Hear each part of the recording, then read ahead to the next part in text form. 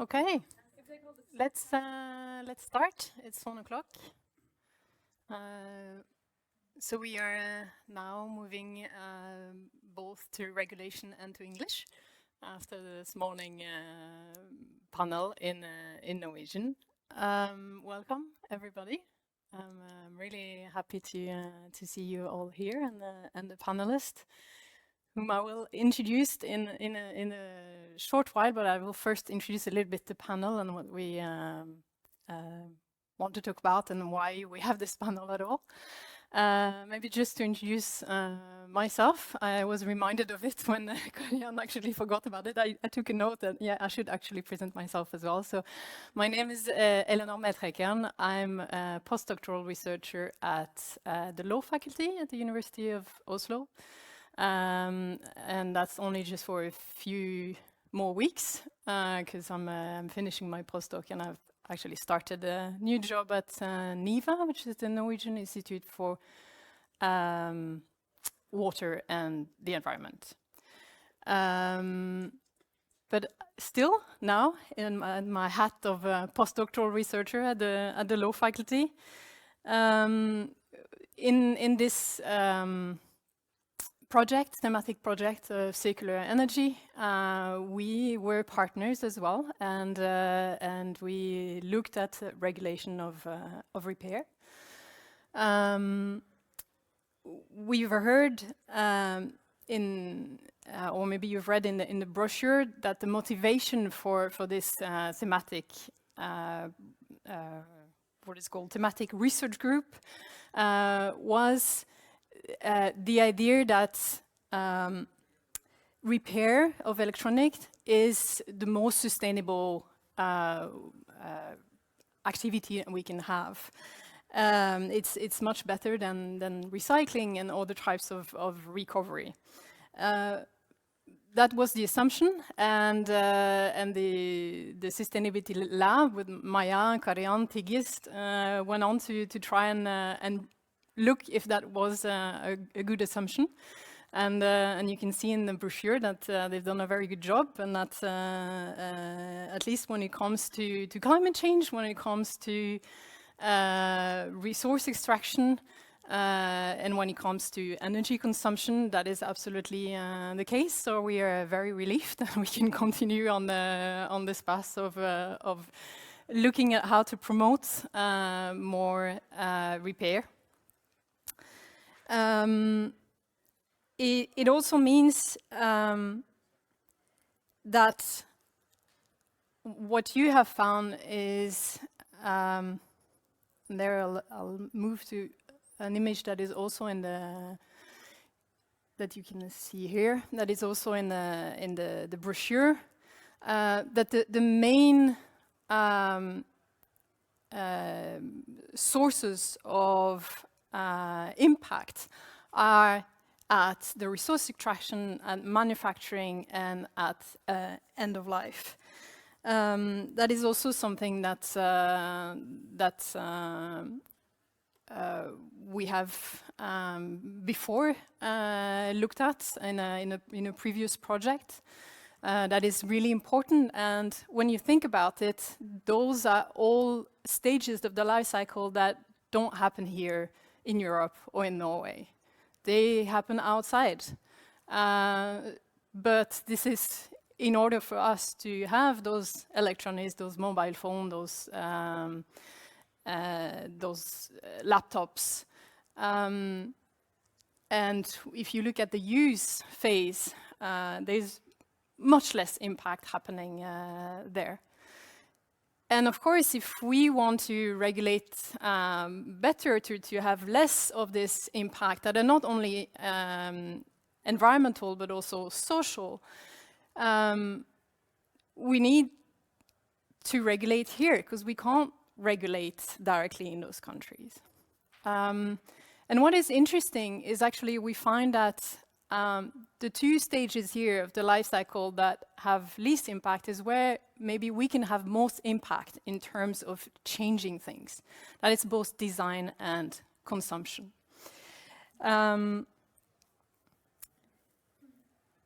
this figure, I should say, is a figure developed by Maya van der Velden, who was the leader of this thematic research group, and Mark Taylor. What this figure is also really important in showing, as I said, is that the life cycle of electronic doesn't only have environmental impact, but it has extreme social impacts as well. And we tend to sometimes focus on the environmental side, but forgetting the social side, and it is so important, both in terms of, or not both, but in a lot of different ways in terms of working conditions that are maybe unsafe, unjust, in terms of health hazard, in terms of child labor, in terms of just proper living conditions, having access to sanitation and good housing. And that brings me to also something that I think is important to have in mind, and that was really important for the research group, that is called circular energy for circular energy for a sustainable circular economy. And so we don't only talk about a circular economy, but we talk about a sustainable circular economy. And what we mean by sustainability, I think, is also important to make clear. And what we have been using in this research group as our understanding of sustainability is on the ecological side, the planetary boundaries framework developed by Rockström and his colleagues at the Stockholm Resilience Center, later by Stefan and colleagues, and lately by Richardson et al., actually just last year. And so we're trying to mitigate harm to the planetary boundaries, if not because we are way beyond actually preventing harm from those boundaries. So we're trying to mitigate them. And on the social side, we want to ensure social foundation. And that was something that was developed by Kate Raworth with her idea of a donut, which you see the shape here is a donut. So the circular economy and what we deem as acceptable should only develop in this inner ring, the space and safe and just operating space for humanity. So now we have a little bit more of an idea of why we are doing this. We want to have a sustainable future, not just a circular future. Circularity is the means to get to sustainability. It's not an end goal in itself. So recycling is not necessarily what we want, but repair is definitely, it seems, what we want. So how to get there? And our panel is about that. What is the role of policies and the law? What has been done? What needs to be done? What can be done? What can we imagine that has not been imagined yet? I'm really happy to have such a wonderful panel here. Unfortunately, we're missing one member of the panel who got sick, Ulrike Bryn-Vettal from SUM. We were very much looking forward to hearing her view on consumption. But still, we have wonderful panelists here, and I'll start by introducing each of you and giving you the chance to say a few words about your approach to repair, and then we'll have a discussion, and then we'll in the end open the floor for questions. Anja Bakken Riise, you are the leader of Framtiden i våre hender, so future in our hands in English. You studied development studies, and you have worked as manager in the Students and Academics International Aid Fund, and in the City Council, or as City Council Secretary for the Oslo Environmental Council. So good idea of how things at least are being discussed. You also published a book, and I translated the title, I hope that's okay, via my climate account, an attempt to live sustainably and the solutions we need. So how does repair fit in a sustainable life? How do we, what do we not, why is it not part of it yet? And where do we go? Oh, many questions. Yeah. You can just sure, say sure. a little bit, Sure, then we'll sure. develop, we'll have much Thank time. you. I mean, why is repair not a big part of it? If to start there, I think, I mean, just look at the growth of wealth in our society, especially now I'm talking about Norway and Norwegian context, these, you know, past 50 years. If you asked my grandfather the same question, he would look at you strangely and say, "What do you mean? I repair everything. I take care of everything," because he had an understanding of the value of things, of resources, and we've kind of lost. When I say we, I talk about Norway and Norwegians, most Norwegians, not all, but most, and I think it's deeply connected to the wealth in our nation, and that to me is kind of a tricky part, because then we need to think deeper about culture, and okay, we don't want to necessarily say that we can't have the same level of wealth, or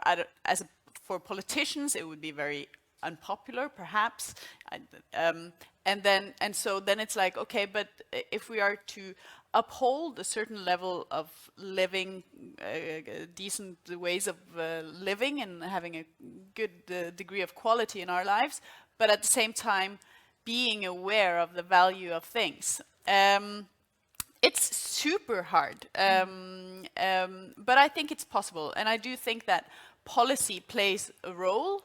What I worry about these days is that I mean, we talk so much about circular economy, and industry talks about it, and academics, politics, it's a flashy thing that we can throw about, but most initiatives deal with technological solutions, especially on the recycling bit, and that worries me. And so because we know that the main for environment, to take care of the environment, the main thing we need to do is to reduce the level of production, new things being put on the market the entire time, new resources being used and thrown out on the market and then becoming waste shortly thereafter. And so, and that's that's the tricky bit, because we can do a lot on policy and technical, like more recycled material and more repairability and more this and that, but how to reduce the volumes. That's the main issue. And that's the tricky part, I would say. Absolutely. I couldn't agree more, and it's a great way for us to start this debate, because indeed we want more repair, and that's because we want to have less. We want to produce less, but we also, repair doesn't necessarily mean that we own less. So there's a part of production and there's a part of consumption. We will talk about that, but I think it goes back to design and consumption as two aspects to be addressed. Thank you. Sonia Levra, you are a circular economy assistant at the European Environmental Bureau in Brussels, where you focus notably on the right to repair, so that's a perfect fit here. You have a bachelor in international study and a master from the same institute as Carl will present from Lund University. And you wrote your thesis about the built environment, more specifically about sharing space for optimized building usage. So it's really exciting, but that will be a side talk afterwards. Thank you for coming all the way from Brussels by train. We really appreciate that, and we know how difficult it is to get to Oslo by rail, so even more kudos for that. You told me yesterday that you got introduced into the world of repair through repair cafes when you were at Lund. What is your experience from that? Is that necessarily entry point to actually, you know, in a way, get your hands dirty? Is that what we need? I don't think it's the only entry point that you can have to repair, but I think it's a really good entry point. Just already from the perspective, I think especially for young people, as you were saying before, if we talk to people from older generations, they're very used to repairing. And I think especially for a bit younger people, but also I think everyone in general, it's really good to practice repair also from the perspective of realizing it is possible. Repair is possible because I think a lot of times we're being told that it's not possible at all, it's so complicated we shouldn't even try. So I think from that perspective, volunteering at a repair cafe was really great to see that it is really possible and it's not even that hard. I studied humanities, so I have zero background in electronics.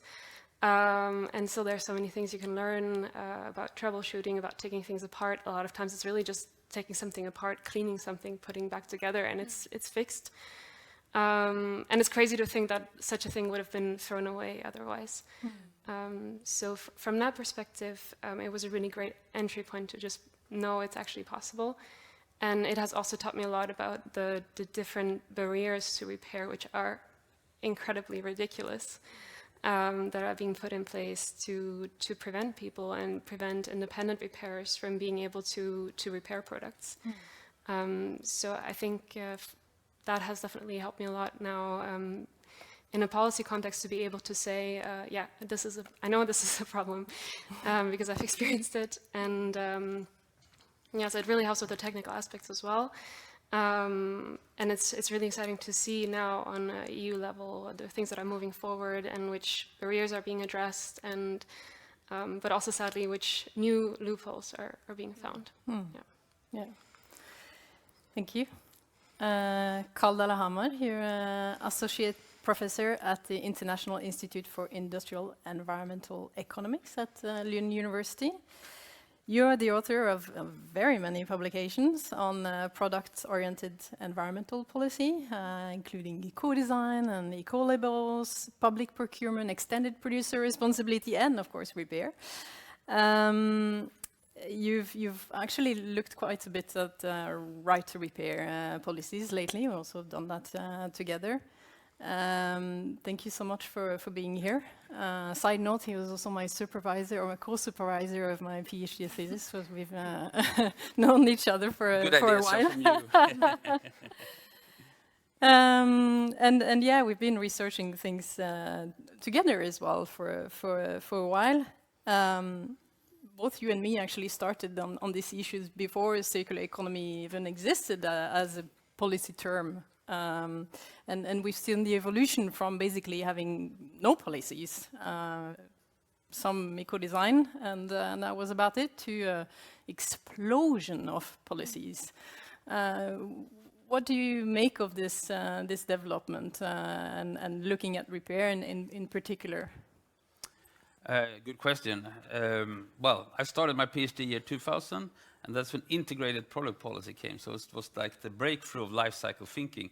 And in those days, journalists didn't even understand when we talk about supply chains in Asia. So we could regulate the product, and they didn't have a clue what we were talking about. They talked about waste recycling and renewables, and they were like totally confused. But now all teenagers get it. They send the Norwegians and Swedes to the sweatshops and do documentaries about it. So, you know, everyone knows what it is. So I see it as a journey, circular economy. Maybe it will exist in 10 years, maybe it will be called something else. But the breakthrough and understanding is improved. And the way I see repair is one of many strategies to make better use of materials and resources and keep them at a higher value. It's not always the key strategy. If we ask people what they want a repairable product. Some people may be suspicious. What do you mean it's going to break? So people want durable products. So repair is one of the roles you can take to make it live longer. It may not always be the primary objective to make it repairable, which we shouldn't forget. But that's one thing. So I think it's one of the key strategies together with refurbishment, manufacturing, reuse, etc. to realize this value. Yeah, and that is what we see as well in the policy development. There's a proposal for a new regulation on eco-design, and that says that, you know, you have to look at a number of environmental sustainability criteria, among them durability, repairability, content of chemical materials, energy efficiency, which was at the basis of the previous energy eco-design directive. So it's a lot of different aspects to take into account, and you know, they don't necessarily go together. Even durability and repairability, if you think about it, you would want to go together because you want a durable product, and if it breaks, then you want to repair it. But there's been arguments, and for example, around the iPhone that is glued, and they argue that they glue it because, you know, it's a way to ensure that it's waterproof, that it won't break as easily. But of course, if it does break, if you need to open it, then you have to crack it open, and you actually kind of break it in order to be able to repair it. So you have these contradictions in that. The EU is now already, or the Commission is already working on eco-design requirements for mobile phone, finally. and they're already, of course, even though the new regulation is not in place, they're already thinking about this new regulation. Sonja, can you tell us anything about this process? And you know, you have so many different voices coming into this regulation. Mobile phones are becoming so important on the market. Everyone owns it, and they replace a lot of old electronic equipment. So there's a lot of conflict in interest and big players there. What are the main issues that you see? When it comes to repair, but when it comes to durability, when it comes to access to spare parts and all of that goes around the repair. I think one of the main challenges certainly is the fact that you are trying to regulate a product, and the person that knows, or the actor that knows the product the best, is the manufacturer usually. But at the same time, we don't necessarily agree with what the manufacturer says should be required from the product. I actually think this example of durability versus repairability, as well as a lot of times safety versus repairability, are also two aspects that are a lot of times presented as very contradictory. And there are certainly contexts where making a product a bit more repairable makes it a little less durable, and the other way around as well. But I think it is really important to say that that is something that is an argument that is oftentimes really a bit blown out of proportion by the industry, I would say, and that a lot of our work as the Right to Repair campaign is also providing examples of technologies that have proven that that is not necessarily the case, or products, manufacturers. For instance, in the example of smartphones, there's a lot of debate around, can we make it waterproof but also repairable? Can we make it safe but also repairable? And there, it is extremely helpful to have examples such as Fairphone, which is very easy to disassemble, as an example of a product that is very repairable, but it's also very safe, and it is also waterproof, I think, or at least specific parts are. So I think that's always that is a very large part of our work, is really debunking these kinds of arguments, of saying, oh, we can't do this because it's not going to be safe, or it's not safe for the consumer or for the end user. And for the work on the eco-design requirements, as the ones for mobile phones are coming out soon, that will include, I think, mostly requirements on which spare parts should be available and should be replaceable, with available tools by end users as well as independent repairers. And that is really important from the perspective of opening up repair to more actors as it is now, because now we have a really strong monopoly on repair by manufacturers, which is a really large issue.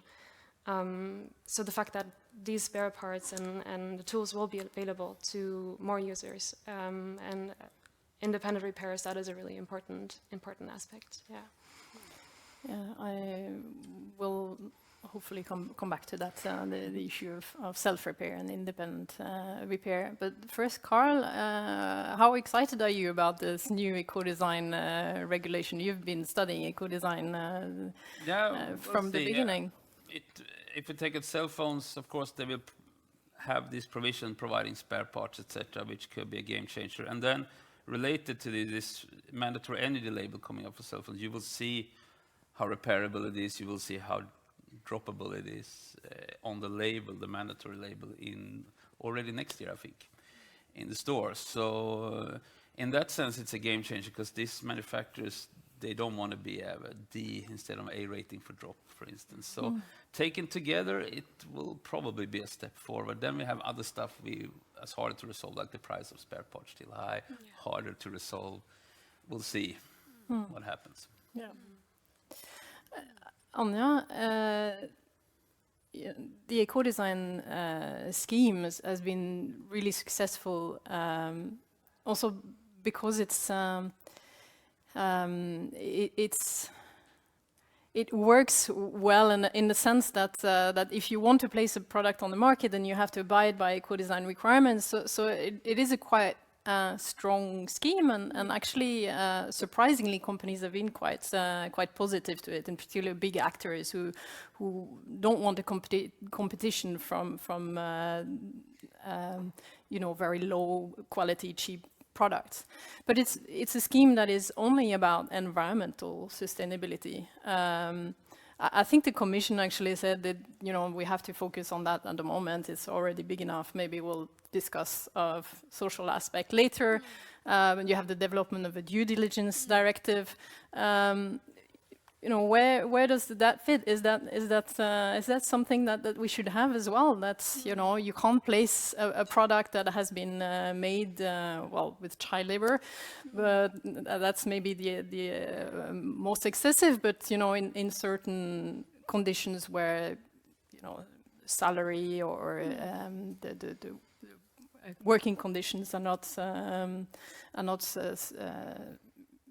correct, they should not enter the market. And in the same way that that if you don't abide by certain energy efficiency requirement, you don't enter the market. Would that be a way forward, or is that at all something that you think is feasible? I think I kind of my answer goes in kind of two slight different directions, perhaps. The one is that I was thinking about this when you showed that the scheme earlier, showing where most of the risks are when it comes to environment and when it comes to people. And you said that the things that we do here, design phase and use phase, we control so little of those other phases where most of the risks are, and that was kind of the underlying thought when we in Framtiden i våra händer, the future in our hands, when we started working on what is now called the Transparency Act, Åpenhetsloven. Which was a recognition of the fact that, especially because we've been working a lot, especially on the textiles industry, and for years and years we'd seen H&M and all the fast fashion brands have been purposely putting together a structure of their business where they were not directly responsible for what was happening in their supply chain, because it was the factory owner, it wasn't them. And we saw that we needed some sort of a law where we could hold them accountable, even though they don't own and they don't directly control exactly what is happening elsewhere in the world. And I will say, I mean, now the Transparency Act has been working for a little over a year in Norway, and you have the due diligence law coming in to the EU, and like now here, I would say that we are already seeing change. We're seeing effects also on the ground, and I do. And so part of me is like very positive to say yes, that should be the step forward. You know, we just by setting very strict demands when it comes to environment, when it comes to social rights, like that's how we can change things. So that's one part of me, and then there's another part of me where I'm just wondering. I see so much of the sustainability sphere, or a lot of the. You know, we're all wondering, how do we move things forward? How do we get green growth or a green economy? And we do our best to put in place policy, regulations, things that we think to kind of change things for to a better direction. But I have a fear that it is a kind of a konsulentifisering, consultancy. I don't know, like just we're driving like a consultancyfication of the economy, and that it's going to be a lot easier for big companies to either have the best lawyers or the best consultants, so that they can like check off all these different boxes or get around them. And I'm curious, like there's a Norwegian food chain that says det enkle er ofte det beste. So the simplest way is often the best way. And often the things that we're talking about, products like I started talking about my grandfather when we started this talk, and it is kind of like, you know, sometimes the enkleste er det beste. And I'm wondering if all of these I mean, I do really believe in regulations and setting demands, but I have this fear that we're basically just like, yeah, driving up consultancies and yeah, it's a fear that I have. It's very interesting. I mean, when you see, I think I have here an image that Carl drew of policies now that you have around product, and you see just how intense and complex it's become, and all of that is because, you know, we're trying to fix a system that is just so fundamentally flawed. We live in a world that really doesn't go in the right direction, and we are trying to bring it back here and then bring it back there. But what we really need to change is, you know, the system. Can I share a short story? Of course. It's kind of it's up topic, but it's not. Last year I was living or I spent a few days at a vineyard in Jura in France, and there was this old German. He's not that old, but he was about to get retired in a few years' time. He was actually German, but he'd been living in France for 40 years, and he'd been running that vineyard for 20. And he did not use any pesticides or nothing. And he was talking to me about how when he stood out in his field, he was so happy. He was like, look at this, look at it. It's an ecosystem. Look at all these, you know, I see butterflies, I see insects, I see da da da. And I asked him, but are you organically? Are you an organic farm? Certified. And he said, I'm not certified. But it's, you know, it was his life's work. Like, of course, he didn't want to do what the others were doing with all the pesticides and all of that. And he was like, look at look at the soil. It's brown and there's nothing growing there. But now he was going to get certified because he'd actually been serving wine to Noma in Copenhagen for a few years, but then he'd been like kicked out because he didn't have the certification. But of course, he was in a financial position where he could do that, and it's gonna be fine. but he was just he was kind of like, it's not my style. I don't. This is not what I do. But I'm curious about. I don't know. Sometimes we try to fix a broken system by what we have available, but maybe that's not the right way to go forward. Yeah, that's a great examples of how things should be just simple, and somehow we've make them complicated. Yeah. Carl, any reflection on this incredible complexity that we are building? No, but I think you're right. It's too much complexity. You see this in the CSRD, etc. Also, like, it's just, and even the companies are worried. We're just reporting. People who are reporting. What are we going to do with this, right? And the CEO of the Norske Veritas was talking at a conference, said it doesn't matter how many people we employ, we can never keep up with the Green Claims Directive, with the CSRD. We have and discussed what can we do. Maybe AI can analyze the data and find some intervention. So it is complex. European Union is the only entity really tried to do something about this. One thing that is changing, which we talked about before, 20 years ago, we only regulated the products. But now we're going out of the era of hyperglobalization. So the United States and the European Union are no longer too worried about the World Trade Organization, so we start to push supply chain requirements. And we are not afraid to say, this may be legal deforestation, Amazon, so we're not going to take it anyway. So, which is in a way positive, but it can also drown, because you talk to the companies and say, but they build pyramid schemes to show that the metals don't come from Congo, It's not easy to get transparency, but it's an attempt. And I think what we also see in this product destruction, you also have responsibilities after the product, like e-returns, new products. You're either not allowed to destroy them, or you have to provide data on how much you destroy. So you extend both in the supply chain and afterwards what you're responsible for. Yeah, maybe it's a necessary evil to get to where we want. Any comments on this, Sonja?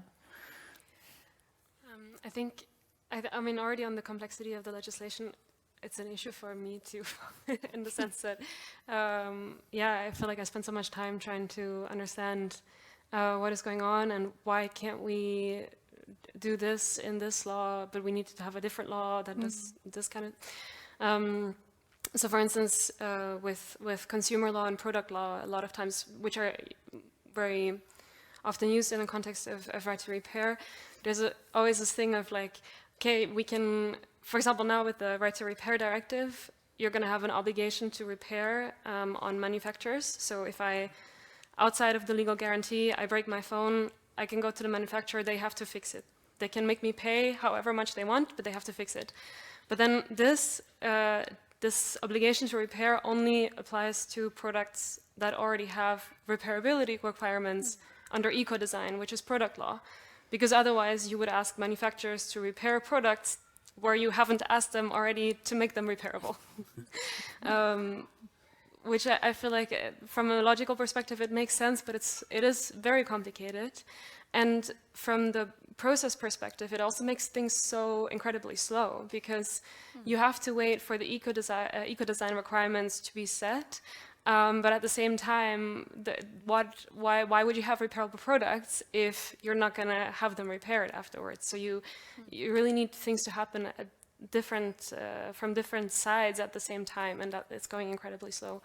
So I think that is a big issue with the complexity, as well as for us as campaigners, as advocates for environmental policy, also just incredibly difficult to keep track on everything and make sure there's no loopholes, because there are. I mean, this year, we had the right to repair directive. We had the empowering the consumers, which was another thing which nobody really understands what it does. Nightmare. So and of course we don't necessarily see that much of the implementation, but we know that compliance with eco-design requirements is a big issue, and also surveillance in member states is a big issue, which certainly is connected to the complexity of this. And I think the question, I think it's a very fair question. Does it make sense to have this much complexity? It kind of feels like that is the way that EU works at the moment. Yeah. Yes, you want to add something? Since we're in an academic field and creative field, perhaps, and no one's going to. I'm not suggesting this for policy, perhaps, but I'm just thinking out loud. I'm just. We need to ban more things, you know, and I think that's one way going forward. That could perhaps reduce some of the complexity, perhaps not. But there's also, you know. Maybe we need to talk more about quota schemes, like a maximum number of products for everyone. It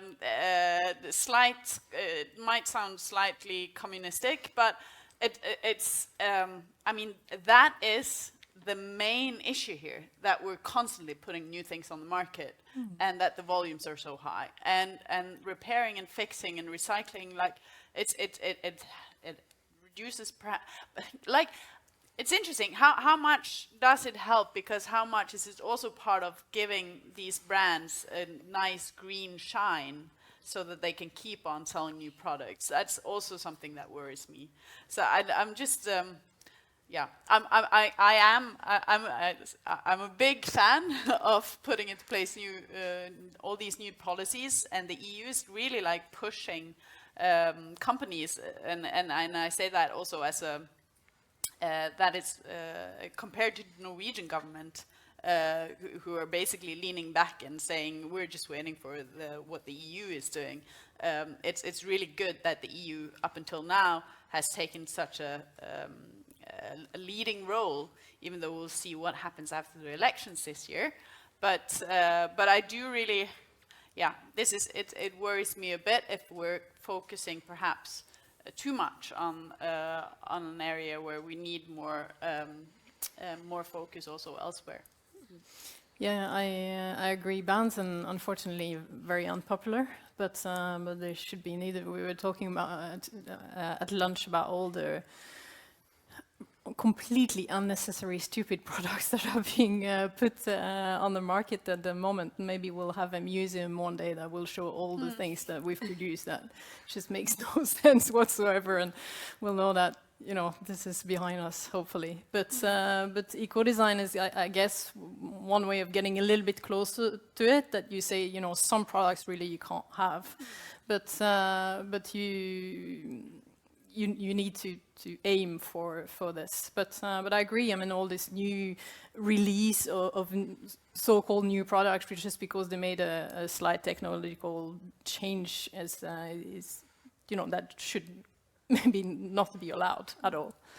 But I'm really happy you mentioned the proposed right to repair directive, Sunna, because I think it's also something that needs to be mentioned. It was very much awaited, and I don't know, I feel like it was a little bit of a flop compared to what we were hoping.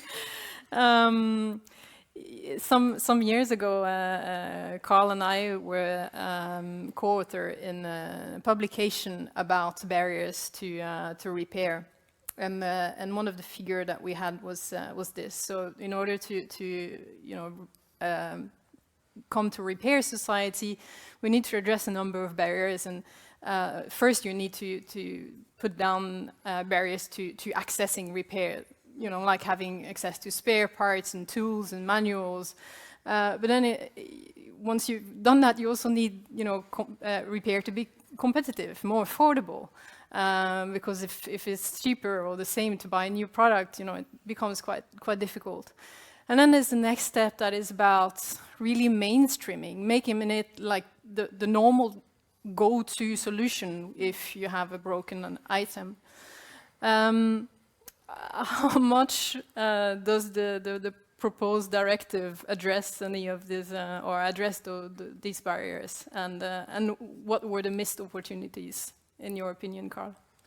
Yeah, I think Sonja is more the expert on this proposal, but what I can see generally is that I think you're right, we should ban stuff, right?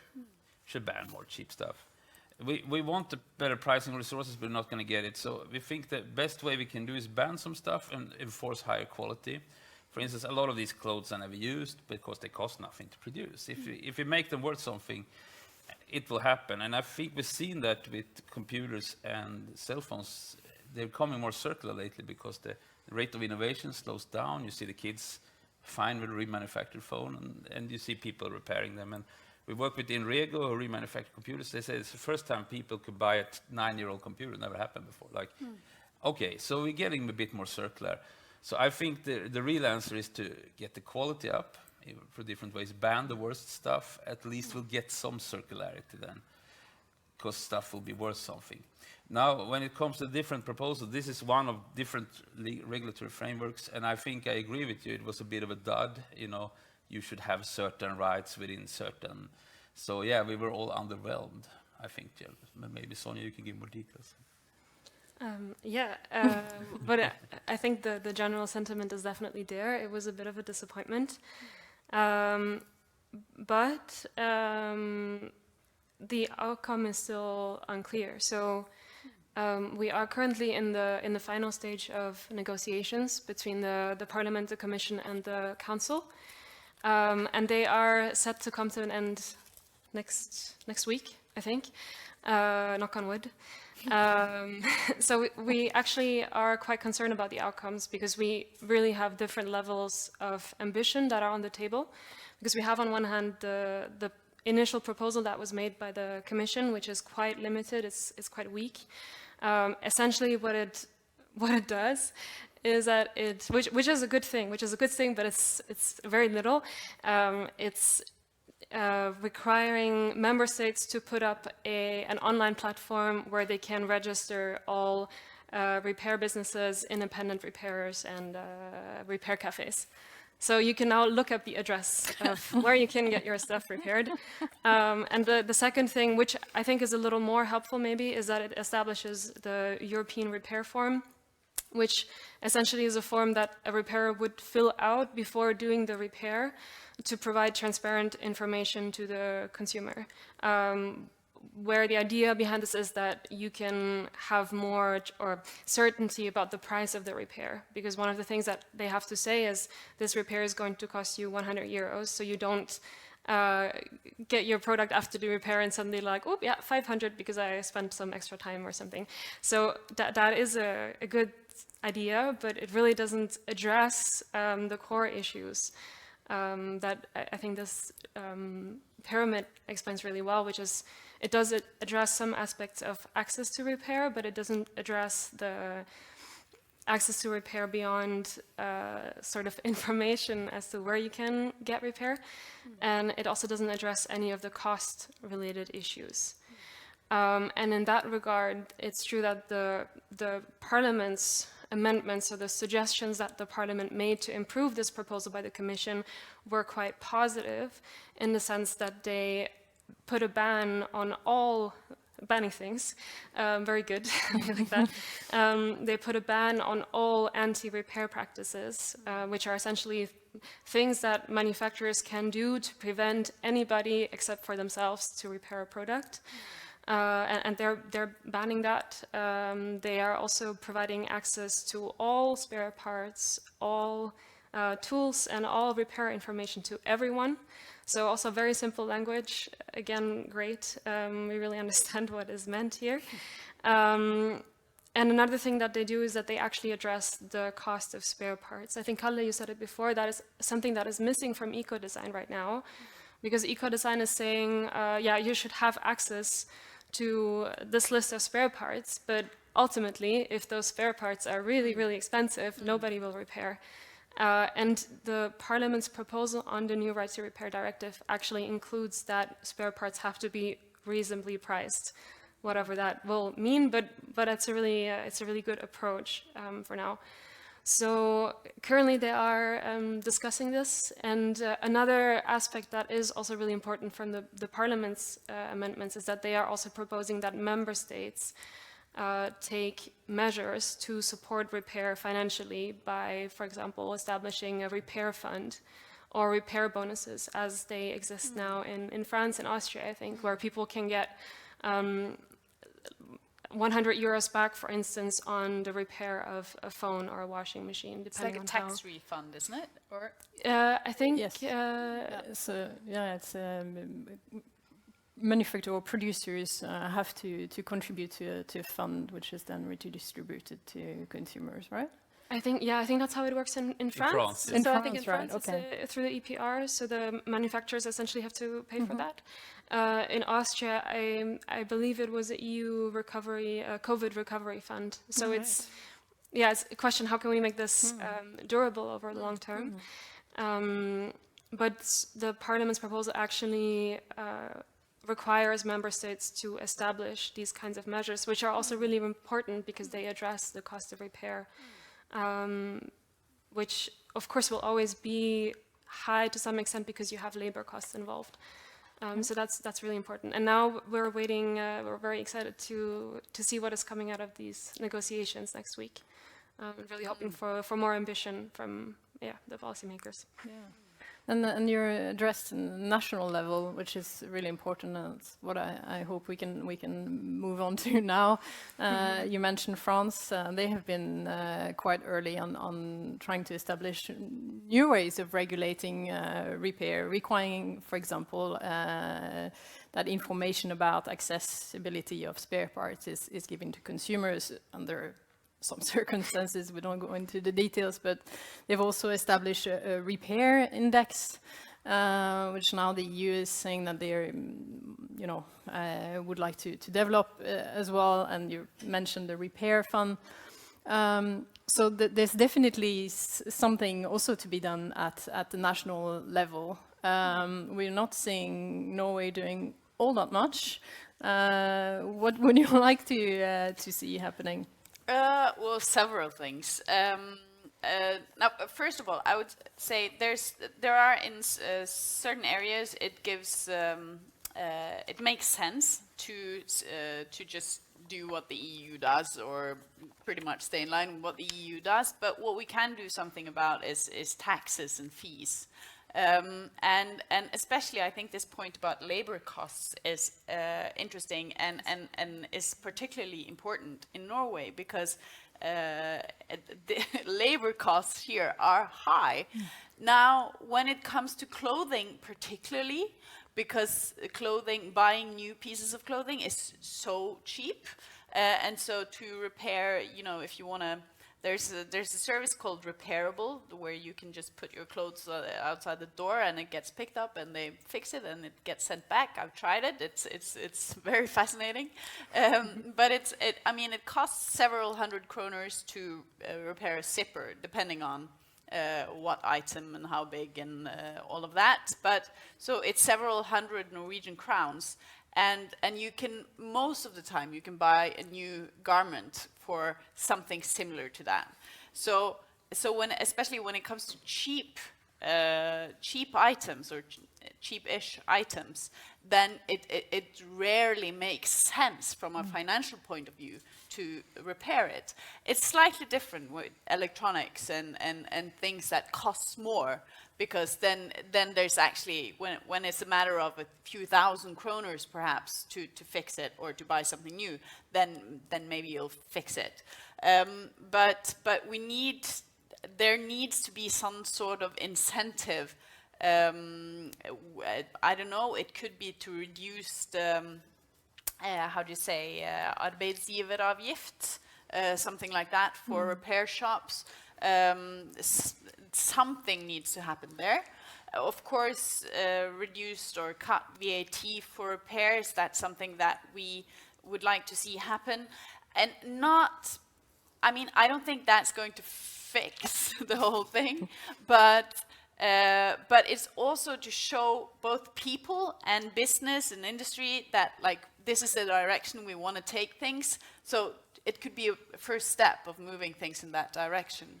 Now, a whole other thing that we would like to see is, in Norway we have quite a strong, and perhaps even better than the EU, rules for consumers and guarantees. And we would like to see a kind of levetidsmärking, so that the lifespan of a product is actually something that you can see. It's tagged on the item that you're buying, And then, because that's something that's so difficult today. I mean, it could be it correlates with the repair index, but when you as a consumer are about to buy something and this item costs, 1,000 kroners and this costs 5,000, and you don't really know if one is going to last longer than the other and what is really the better quality. But if you had something like that and it says this is the expected lifetime of this product, and with it comes a guarantee, this is going to last 10 years, it's going to last 5, 15 years, and you have a guarantee with it, it would really help. But this again, all goes back to new products. Could also, of course, mean used products, but still, and it doesn't fix some of the root issues that we were talking about earlier. But I would say these are some good steps in the right direction. Guarantee are, of course, very important, and in Norway it's 5 years guarantee for most products because they last more than the 2 years minimum guarantee. But they apply to new products. They don't usually apply to repair products. You don't get a guarantee when you have a product repaired, and that's also something that is also missing at EU level. There's been some discussion about changing that, but it's not for the moment. We're not seeing that happen. Carl, can you tell us a little bit about the situation in Sweden? You had Sweden removed or lowered VAT tax on repair. Was that the good move, or is there anything else to be done? It was a good move, but it's limited, and actually what they say is rather what you mentioned, lower the arbetsgivaravgift and so on. So it helps a little, help them not to increase the prices because they're struggling with profitability in this. So it helps a little bit. We also, when we look at this Austrian repair vouchers, we think that psychologically people notice it, and according to some interviews, it makes people undertake higher quality repairs for the bike or something because they feel 50 euros for free. So psychologically, and also to raise attention among the general public, I think the vouchers would be really nice. If we will go for the tax scheme, we really have to lower them a lot. But as you know, the tax authorities don't like that. They like to have harmonized. And we like to get our taxes from labor here. They save taxes, so it's very hard. So I think maybe the vouchers could be the way to go. Even better if the producers pay maybe after.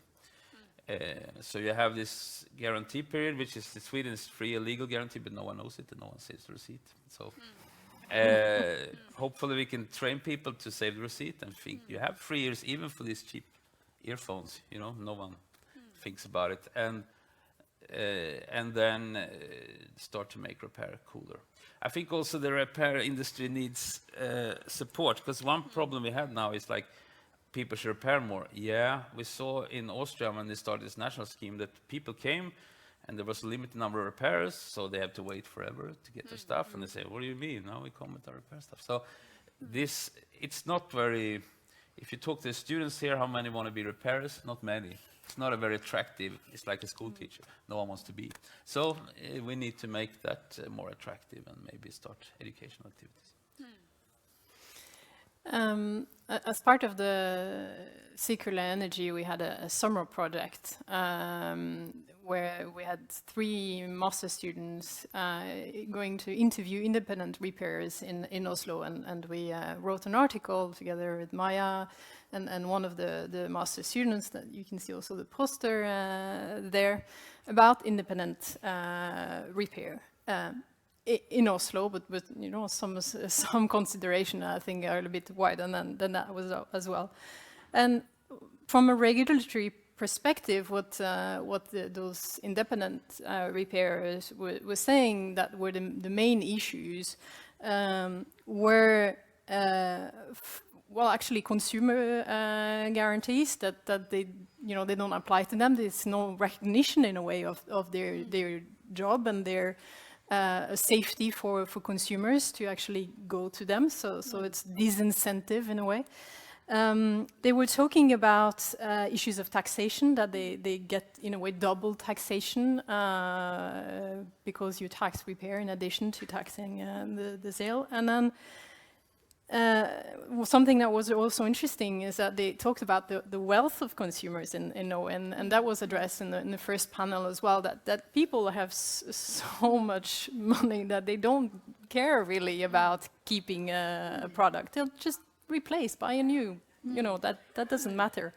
So that's also, you know, it's a cultural issue that is an issue. And then they were talking about brand owners' behavior. And I think that's quite important to talk about as well.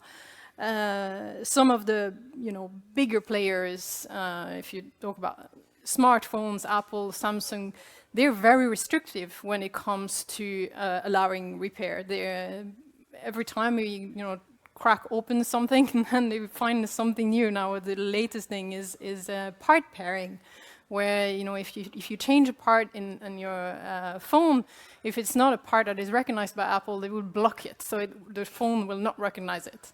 So, you know, that's no point. So it has to be authorized repair, and that excludes independent repairers.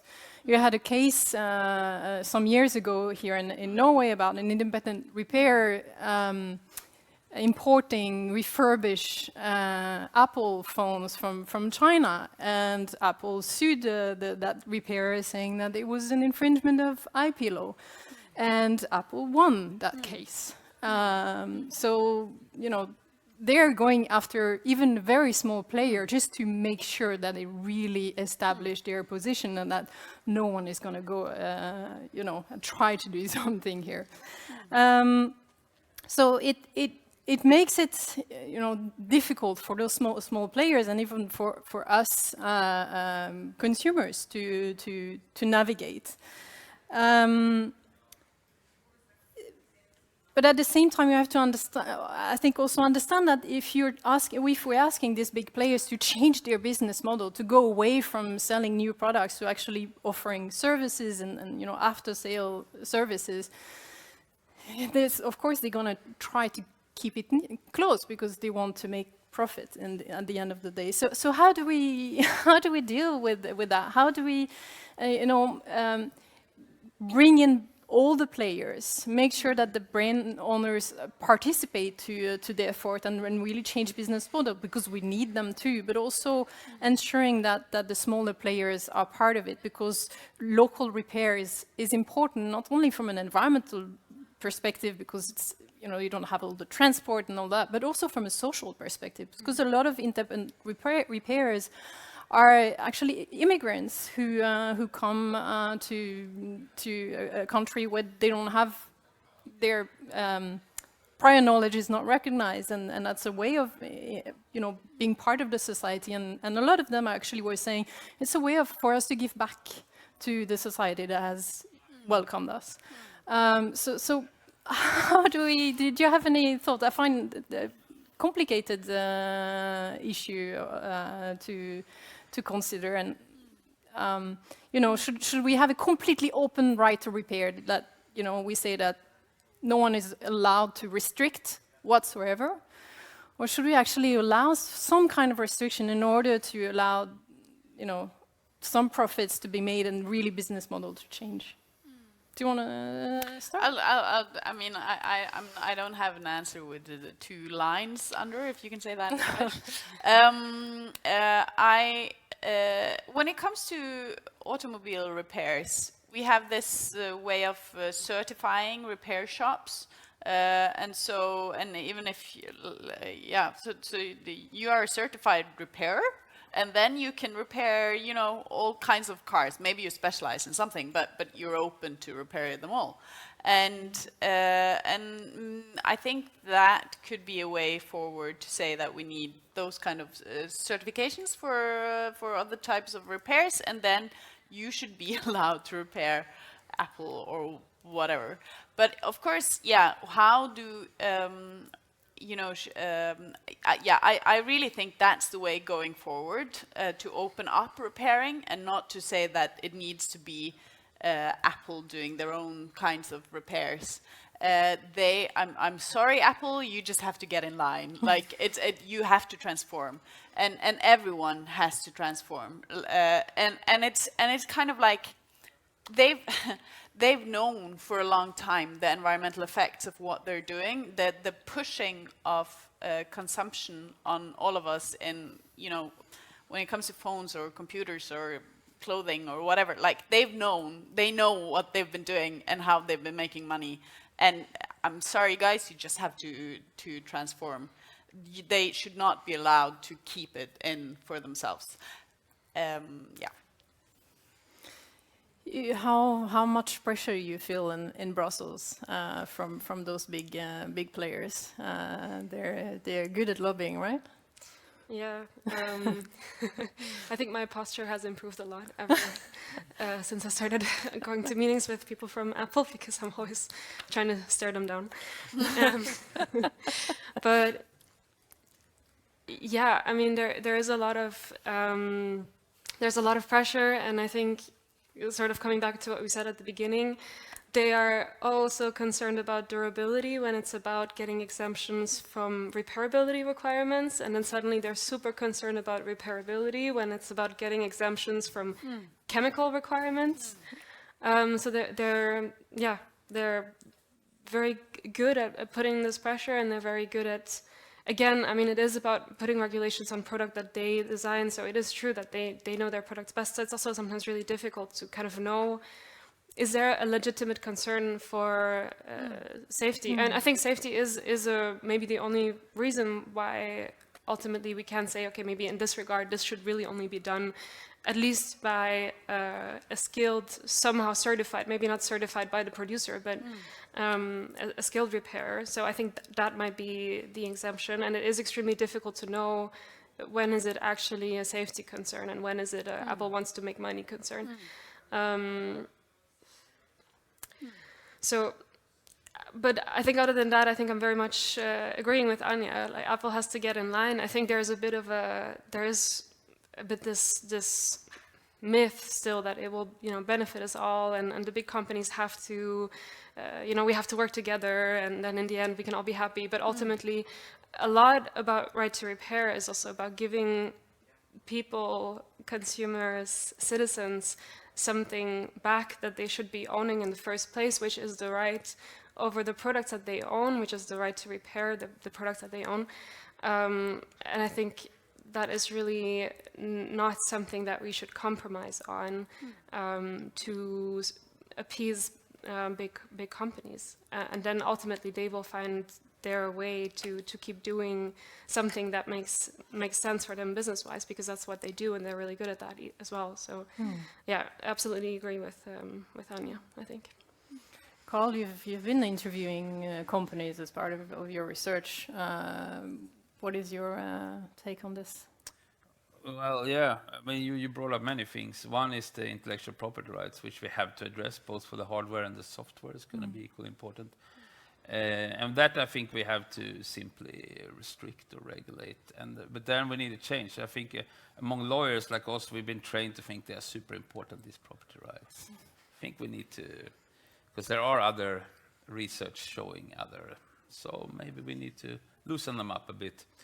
The other thing is, I think you mentioned innovation. Is all innovation good? I think standardization. So if you look at gardening tools, Husqvarna and Bosch have the same batteries now. Several brands say, oh, we have the same battery. Why not? White goods, no-brainer. I'm sure they could have some standardized. Of course, that because cell phones even more sensitive. They sell this thing, the design. How hard can it be to standardize some parts? I don't know. So exactly, maybe we should start a discussion. But of course, it's hard. A company like Apple is built on design, so of course they will. But it's the same as bottles. Remember when all bottles were standardized, you could have a deposit refund system. Then they start to make different bottles just to stand out. Like, no, maybe not. Go back to. You have to stand out in another way. Maybe a beer has to taste better. What do I know? And then finally, the thing of the local. I think if you look at the Austrian repair vouchers, they're only available for local repairers who cover several brands. They're not for the big brands. Yeah.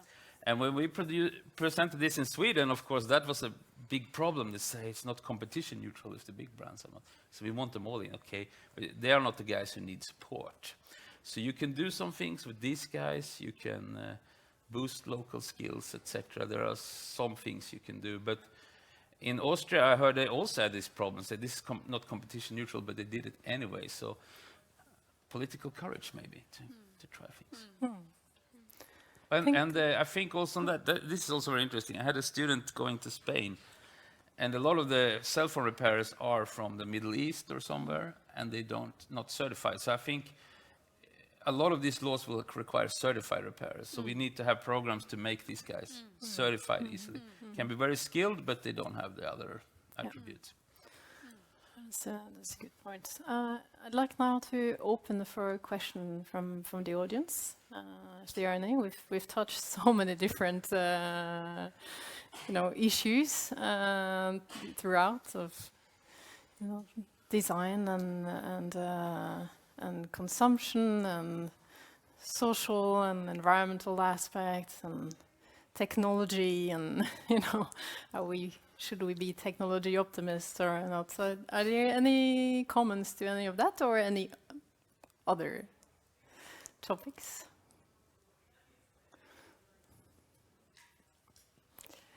It's Friday afternoon. Yeah, no, but I don't mind. We can just continue on our discussion. That's no. Here.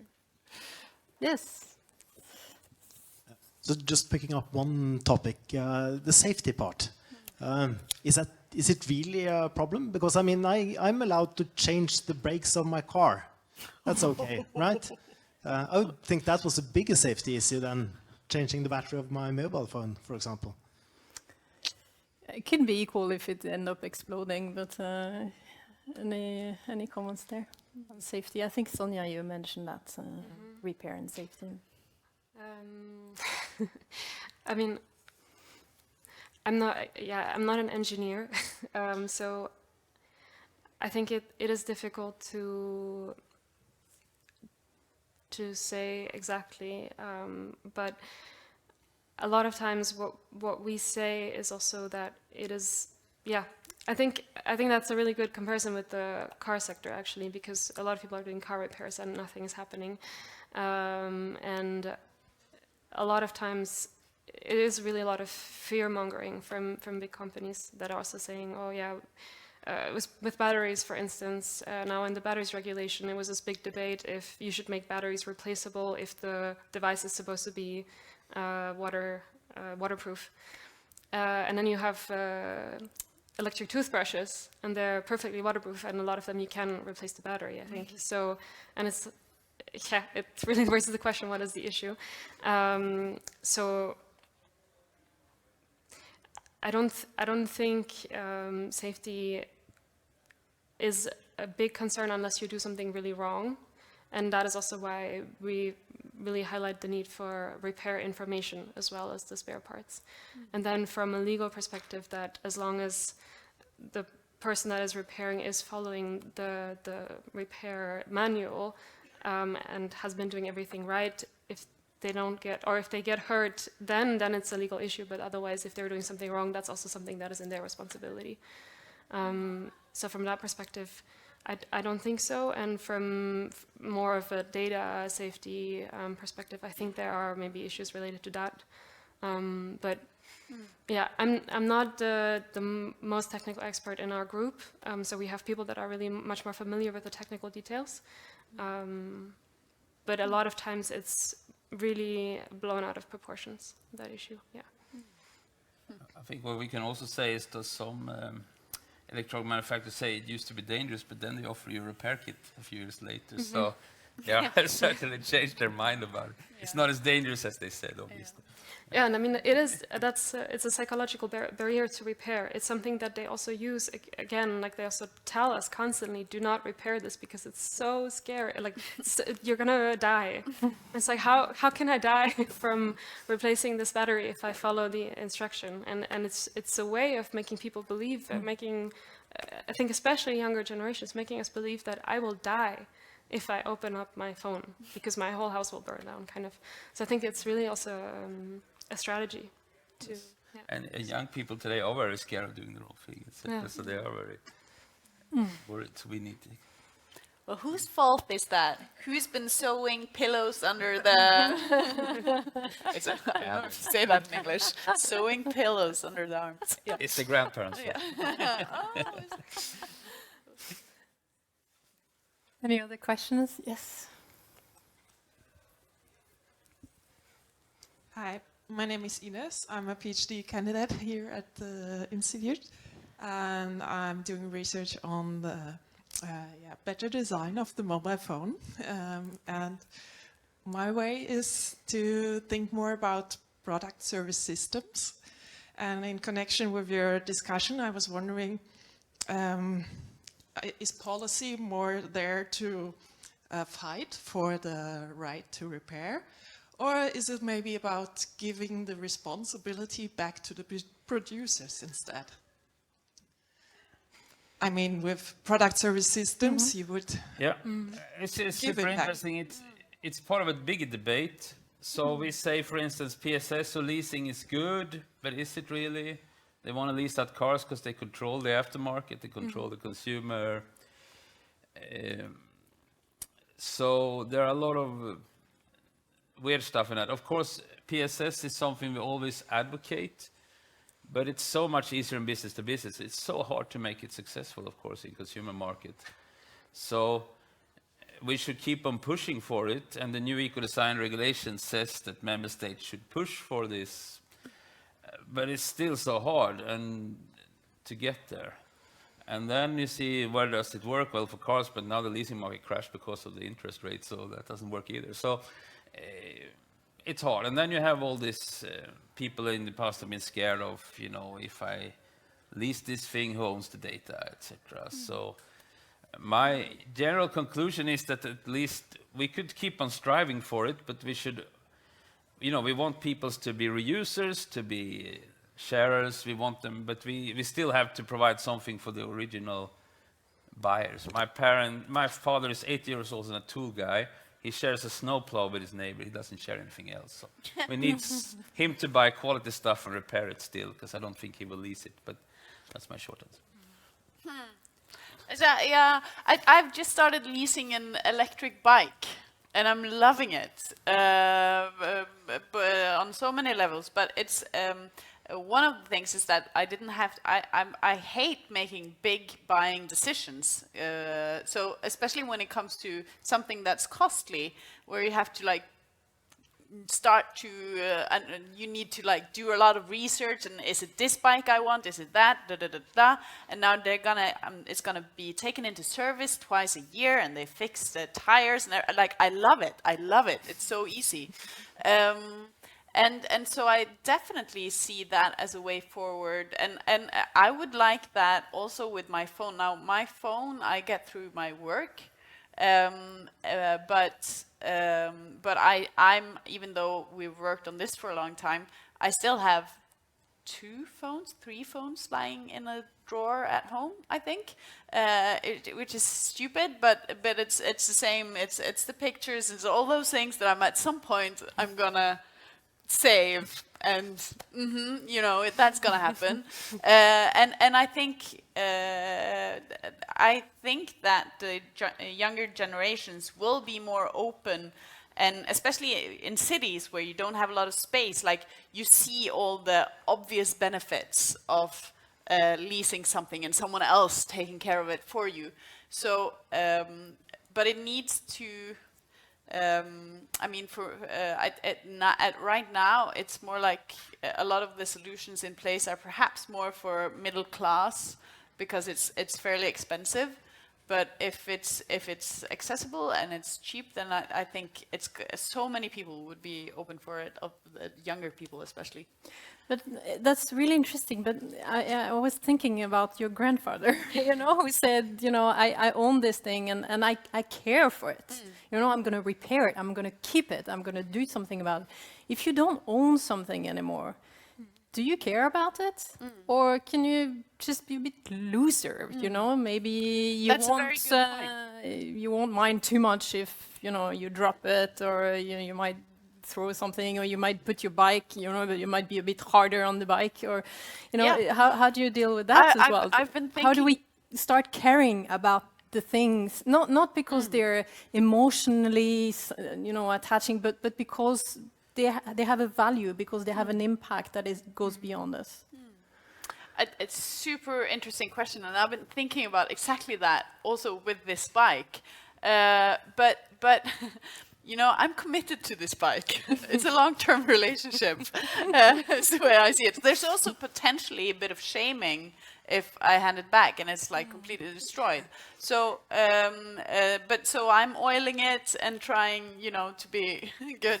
I don't know if that's the same for everyone, but especially now when it's still a service that costs a bit, then I don't know, yeah, but I'm not entirely sure. But I've been thinking about exactly that. But my grandfather and the way he lived his life, he had the same job he was an accountant in Oslo municipality for 40 years. He lived in the same place. He had the same car. Like, his way of life was quite different from how we live today. And I'm probably going to be moving and living other places and doing other things. So maybe that's more suitable for that kind of a lifestyle. Yeah, that's very interesting. I think, Carl, you wanted to say something, or maybe Sonja? No, one story first. We just had in Lund University that if you have an electric bike or something, want to take the battery into work, you're not allowed anymore because of fire regulations. A lot of people are upset. So just about other legal barriers for the circuit. But I have to ask, how much does it cost a month to rent it? It costs about 1,000 Norwegian kroners a month. My God, that's half the car. Half Yeah. the car. Oh. But it's to pay for public transportation in Oslo is about 800 crowns. So if it's for me during winter, now it's not to say that I'm never on the public transportation, because I do that too. But it means that I actually get to move my body a little bit, which is nice during winter. And it costs about the same as public transportation. And the new bike costs double that a yearly. 20. Yeah, I mean, it depends. Some of the fancy Reese, what are they called, bullet bikes, they can cost up to 70,000 kroners. Sonja? Not cheap.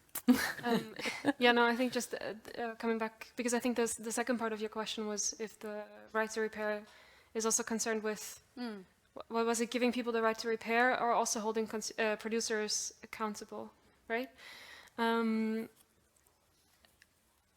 I think, yeah, I think that's where we come back to the puzzle pieces that you had before.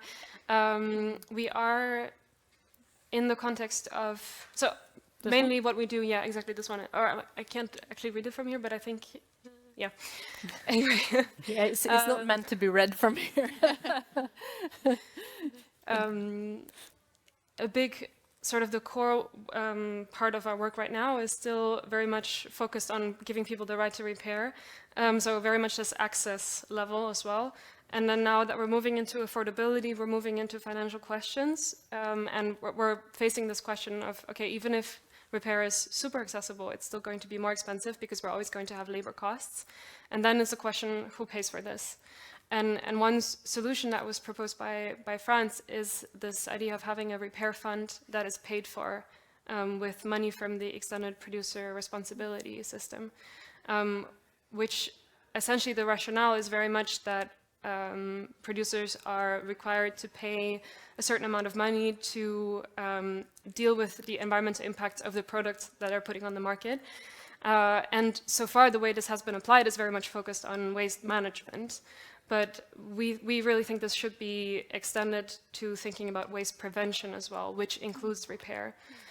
So from that perspective, and we are currently working on a discussion paper on this, that we also really want to push for these points in the context of the revision of the waste, what is it, the Framework the we no the no, yeah, electronic and waste, electric equipment. yeah, exactly. Where yeah, we really also think that some of these funds that are paid by producers should also really be used for waste prevention, and so used to be subsidizing repair, but also to inform consumers and things like that, and also change the way that the EPR take-back schemes work at the moment, so not everything just goes to the trash, but some things can also be taken and repaired. which I think is something Norway might be really good at, since I heard you have a really good deposit refund scheme for some products already. So it could be something that also works in the context of electronics. Thank you. Yes, Karianne.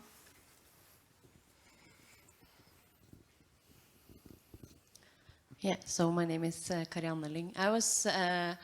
I just have a philosophical question when it comes to regulation, because I was just thinking, what kind of problems should we solve by law? And what kind of problems should we solve by having economic incentives or motivation? And also, some problems maybe can be solved by the consumer power or business innovation. So I don't know if you have any thoughts about that. I mean, a general observation is that we have the economy we have because business models, product design, and consumer behavior has emerged together for a very long time. That's why we are so different from our grandparents. They had to save up and buy something and think about the investment, etc. Buying a white good was a real investment. My mother told me they only had a small fridge. Now you can buy it for a monthly salary, no problem. So that's why also when you ask consumers, I don't believe much in consumer power for different reasons. But one reason is to say they become a bit cynical. You ask, do you want a durable repair product? Yeah, but I'm not prepared to pay so much extra, most of them. So and then we want some economic incentives, but how the hell are we going to get them? So the only answer I have at the moment is maybe to regulate the products more, provide more information in the hope that because that is what the European Commission wants. I think you're going to see next year. You're going to see on your cell phone how the drop test, the battery lifetime, and sooner or later, when you talk to the manufacturer, they say consumer will start to take this into account. They don't do it today. Today they use price and brands as a proxy for quality, but they will. So our best hope is maybe this information should be mandatory, regulate the product, and as boring as it sounds, I'm a little bit scared of consumer power and economic incentives because it's so hard. So am I too cynical? You can. I mean, I partially agree with you. When it comes to consumer power, I do have some faith in it, but not because I think that consumers are always going to make the best choice, because we are driven by a lot of different concerns at the same time. And if something is very cheap, even though like it's so cheap and you have this expensive right there and you're not entirely sure if this is actually that much better, and then you go for the cheap one instead, like it's recognizable, and it doesn't mean that we're bad people. It's just we're driven by a lot of things. So I still but I do. You know, okay, I'm going to take another detour because you said it was a philosophical question. And I started this morning, today I went to Nesodden to visit Erik Damman, who is the founder of The Future in Our Hands. He's now 92 years old. He's quite the charismatic, a very nice man. And we were going to take pictures because we turned 50 years. The organization turns 50 years this year. And so we were going to have some pictures with him, who started it. And he has told me many stories from a long life. And at some point, before he founded The Future in Our Hands, he moved to Samoa with his wife and his 5 children. And at the time, I mean, that Samoa... I mean, there wasn't electricity, there was no like consumer goods as we knew them. It was like a very tribal way of life. And he's told me sometimes before of how the community had this sharing sentiment, where to keep something for yourself or to hold it and to not share it was just, I mean, it was the worst thing. Like it was an offensive act and almost like a very rude, or almost like you want to fight someone is by keeping it to yourself. Like it's the worst thing you can do. So you would always share, and if you have something, you share. And I mean, that's, of course, it comes perhaps from a culture where you don't have a lot of material goods.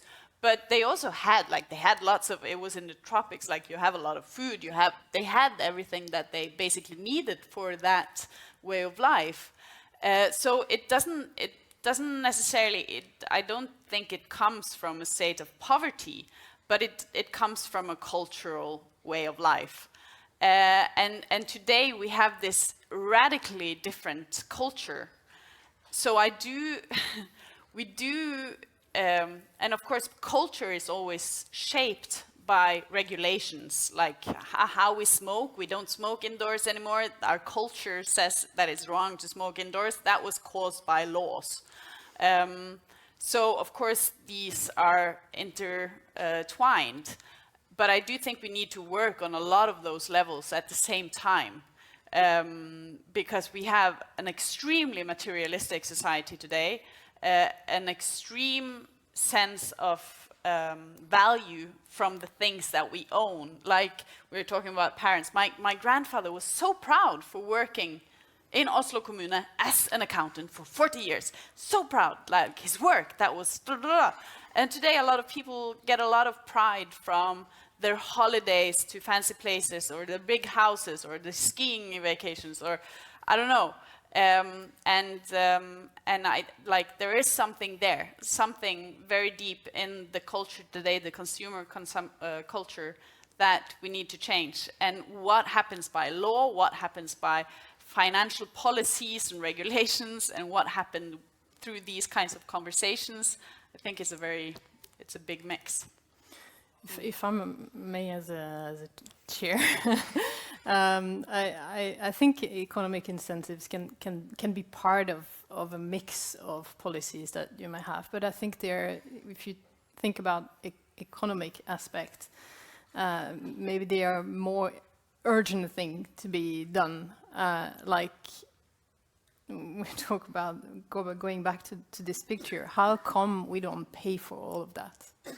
You know, maybe that's the first thing that we need to make sure to do. You know, this phone would be so much more expensive if we actually paid for, you know, the impact it has had throughout its entire life cycle. So I think that's really something that we ought to strive for, and I'm still not seeing that happening. Is really that's the cost of something is reflected in the price properly, and I think that would be actually an incentive to change the way we consume, but it seems very difficult to get there. We are actually a few minutes over time, so I just want to give the chance to each of you to say just very, very short one takeaway. You know, we've talked about a lot of things, and of course we need a lot of things to happen. But if you wanted, you know, the audience to go back with one thing that really needs to be done, what would that be? Carl, you want to try?